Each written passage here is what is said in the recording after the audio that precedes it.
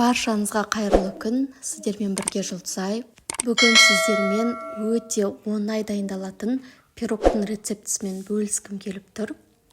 Ол үшін бізге 3 жұмыртқа қажет. Осылай жұмыртқаларымызды жарып алатын боламыз. Оған 200 грамм қантымызды қосып, әдемілеп тұрып былғап аламыз. Миксер болса, миксермен былғаған жақсы. Болмаған жағдайда венчикпен де былғай беруге болады, жақсы көтерілетін болады. Мен бұл жерде венчикпен былғадым. Енді ертілген майды құятын боламыз. Бұл жерде менде сливочный май 69%. Енді жақсылап араластырып алатын боламыз. Әдемі масса шығу керек. Енді 200 грамм қаймақ қосамыз. Бұл жерде менде 20% қаймақ. Қаймақтың пайызы 20%-дан төмен болмау керек. Өйткені біз бұл жерде 150 грамм ұн салатын боламыз. Сондықтан да қаймақ бізде жирный болу керек. Массаны сол кезде жақсы ұстайды. Енді қаймағымыз салғасын тағы да бір жақсылап араластырып, қалған құрғақ ингредиенттерді салатын боламыз. Бізде бұл жерде мак 100 грамм, кокосовая стружка.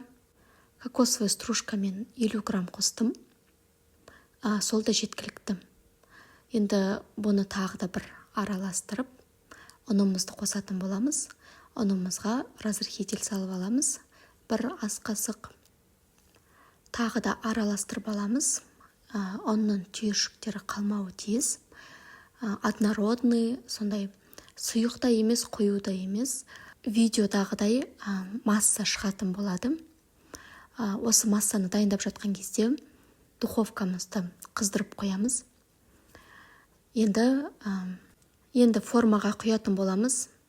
Бұл жерде менде 22 диаметрім. Менде форма болмағаннан кейін осындай торттың кольцосына пісіріп алдым. Жақсы шықты. 180 градуста 30-35 минут пісіріп аласыздар. Және де осы формаға салғаннан кейін осылай шайқап алу керек, видеодағыдай бір келкі болу үшін. Пирогымыз дайын болды. Енді шпажкамен немесе зубочисткамен ортасын осылай тексеріп аламыз. Зубочистка құрғақ болуы тиіс. Пирог әбден суығанша пирогтың бетін әрлейтін заттарымызды дайындап қояйық. Менде үйде грецкий орех бар екен. Осылай оқтаумен ұсақтап алдым. Міне осындай керемет пирог шығады. Бұл пирогқа айта кететін ешқандай пропитка керек емес. Іші деген влажный, өзі сочный болып тұрады. Мен енді пирогтың бетіне осындай сливочный маслоға шамалы сүт құйып, осындай менде Яшкинаның шоколады болды. Соны қосып, барлығын микроволновкада ертіп алдым. Микроволновка болмаған жағдайда газға да ертіп алуларыңызға болады.